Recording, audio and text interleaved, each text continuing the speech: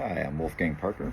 I'm here to give a long-awaited update on the 1888 graphic novel. And I do apologize for doing it out here. I'm sorry to myself as well because it's cold as hell. But light in the house wasn't real good.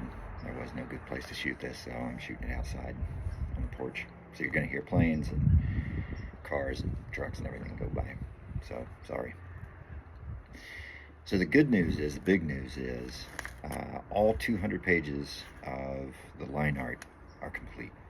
So we have all the black and white line art finished. John sent that in, I think, late fall. And I got around to modifying it, adding my extra inks and doing everything that needed to be done to those. And I reached out to Homeros, the colorist, to see about starting that part of the process. It's been 5 weeks, and I have not heard from him, so I'm going to assume that Homeros is out, which wasn't entirely unexpected. It's been 14 years, people's lives change. After a few days of not hearing from him, I went ahead and started reading about how to do that.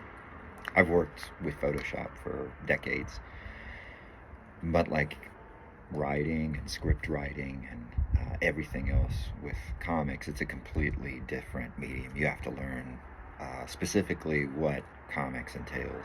And so I did the same thing with color and started messing around for 3 weeks learning and having these test runs of doing absolutely terrible work. I'm going to put some stuff up here. This was an early attempt with very flat color, flat presentation. More or less, I was just trying to get some sort of idea of atmosphere and image. Here, we have the fog effects added, we have texturing, we have something that looks gritty, it's very atmospheric, a lot more dynamic, and does a lot more to set the tone of the story.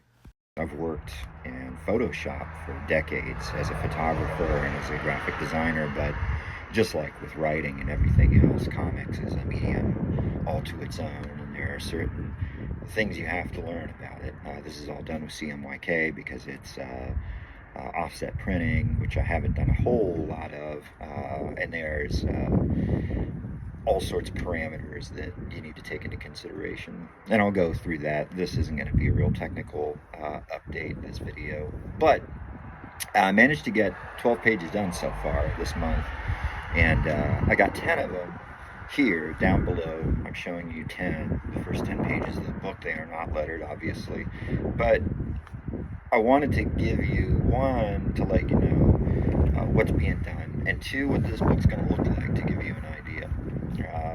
I've already sent these to John Amore, the illustrator, and I've sent them to Jason Hanley, the letterer. Both of them really love these. I'm pretty proud of them. Again, this is my first time doing this.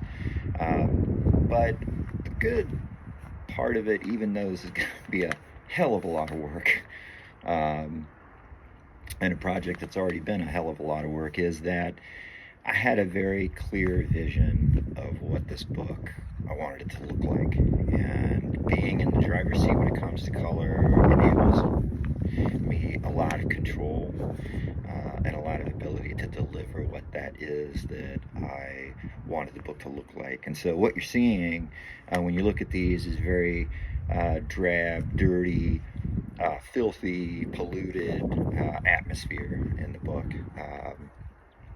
And that's all very intentional, very dark. So I've done some test prints on this, if anyone's wondering, and the test prints came out great. These are darker than most comics. Most comics are pretty bright color, especially the interior, and they don't use a lot of local color. Local color, you'll hear me in other videos talking about that. Local color is basically, the colors you're seeing on the screen right now. My jacket, my coat is gray, my denim jacket is blue, light blue. I'm Caucasian, so my skin's pretty pale. those are the colors when you're coloring a comic. Local colors are what the colors would look like if they were just in bright sunlight. And then the affected lights and everything else change those colors, especially when they're set in the modern day. There's a lot of light, electric light everywhere. In the Victorian era, there wasn't, and especially in the East End of London, there wasn't much light at all. Honestly, it was one of the problems of why they think Jack the Ripper was able to murder so easily. So I've left it largely local color, and I did that specifically because with a time period piece like this, people need to see what color things were, like what this place actually looked like. So I'm tending to go with local color a lot. And I'm going to show you a little bit here without getting too technical, because I know this is sort of running along, but I wanted you to see this piece, which is the first real good look at Jack the Ripper that the reader gets, and the Skurlock, the main character, gets. Here's an example of how this art gets built for this book. We have an original piece right here that John had turned in, which I felt had a good composition, however, just wasn't visceral enough, wasn't scary enough. Now we have the extra inks. I've done some modification to the Ripper, created what I think is a scarier version of him. Also had used cross-hatching for fog, which would have been great for a black and white book, but because it's a color book, I ended up taking all of that out. I took it out, and now we have the basic flat colors. These are the local colors that we're going to use for these characters, and this is kind of the basis of the rendering before all of the detail and effects get added.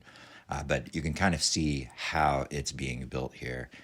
When the rendering is done, which is this, now you've got a lot more dynamic. You've got the fog, making it more three-dimensional. You've got the lighting effect of the muzzle flash from the gun. You've got Ichor shooting out of the back of the Ripper. And this is more of what the final book, obviously, is the final piece. But really how to build something that, as I said, is more visceral to the viewer. But I'm going to go into more of this on how color is used as a storytelling device and all the considerations, as well as some of the technical stuff. But the main thing is today I just wanted to give everybody an update, as I had promised last week, and just to let you know, I'm working my ass off on these things. If you want to give some feedback on it, that'd be great. I'm really excited about how things are turning out.